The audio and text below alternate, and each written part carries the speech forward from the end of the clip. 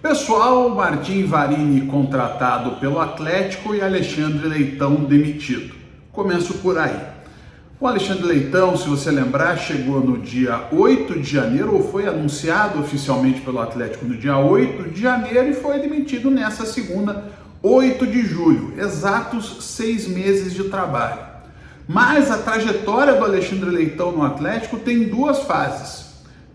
Entre janeiro e ali, quase ali o inicinho de abril, e eu já explico por quê, e de abril até essa demissão.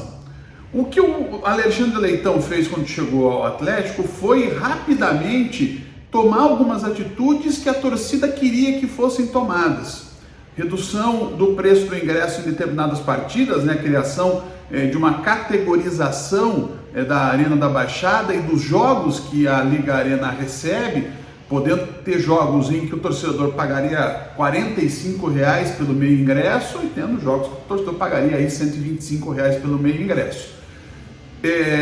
Questionável ou não, eu achei uma boa e os resultados provam que foi uma boa, porque o Atlético tem aí a sua melhor média de público na história do Campeonato Brasileiro neste 2024. Além disso, teve uma nova estratégia de comunicação, teve as interações do Alexandre Leitão com os torcedores, primeiro via rede social, depois no Boulevard, indo praticamente todo pré-jogo, ou às vezes no pós-jogo, conversar com os torcedores, e até ali os bares onde a torcida fica depois das partidas, dando entrevistas, participando às vezes de alguns programas de televisão, inclusive de fora de Curitiba, mas ele vai com isso até mais ou menos abril. Só que o ponto de virada é o dia 19 de março desse ano. No dia 18, o Atlético havia anunciado a pintura de um setor, de uma área do estádio Joaquim Américo, à época ainda Joaquim Américo, prestes a se transformar em estádio Mário Celso Petralha, de vermelho. E essa decisão foi festejada pelo torcedor.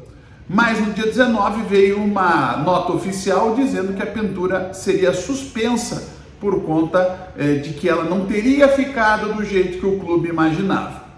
Tem muito claro aí nesse ponto que o Alexandre Leitão foi para um lado e acabou atingindo em cheio uma das decisões que são quase pétreas do Mário Celso Petralha, presidente do Atlético, que é ficar com o estádio em cor neutra, que é o que irrita a torcida, mas que, segundo ele, ajuda ao Atlético na captação de eventos e de shows.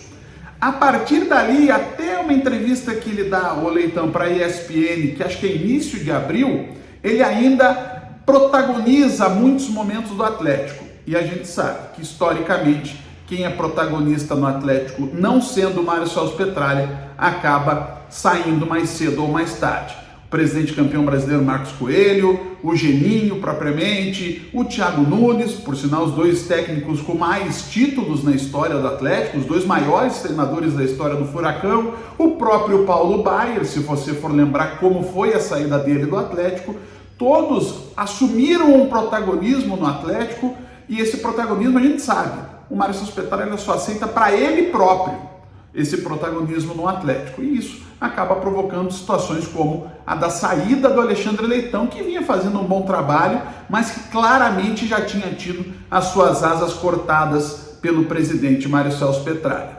E em meio a tudo isso, por sinal, é bom lembrar, o Atlético confirmou hoje, mas a imprensa já falava no domingo, principalmente o Napoleão de Almeida e a Nadia Mawad, que foram os que deram essa informação em primazia.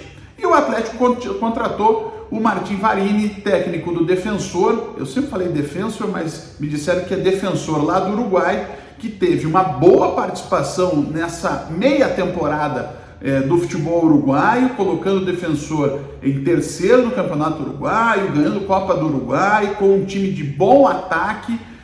Eu vou ser super sincero, gente, eu não vou aqui ficar pagando de conhecedor, conheço pouquíssimo do trabalho, sabia mais do período em que ele era auxiliar do Pesolano, ele é muito elogiado dentro do Cruzeiro, isso é uma realidade, ele é muito elogiado pelo trabalho dentro do Cruzeiro, mas é uma aposta que habla, sejamos sinceros, se viesse uma aposta brasileira, talvez a gente tivesse carga mais de cobrança. Como é uma aposta que fala espanhol, ele surge como uma expectativa. De qualquer forma, é uma aposta. Vamos ver o trabalho dele para daí sim poder falar alguma coisa.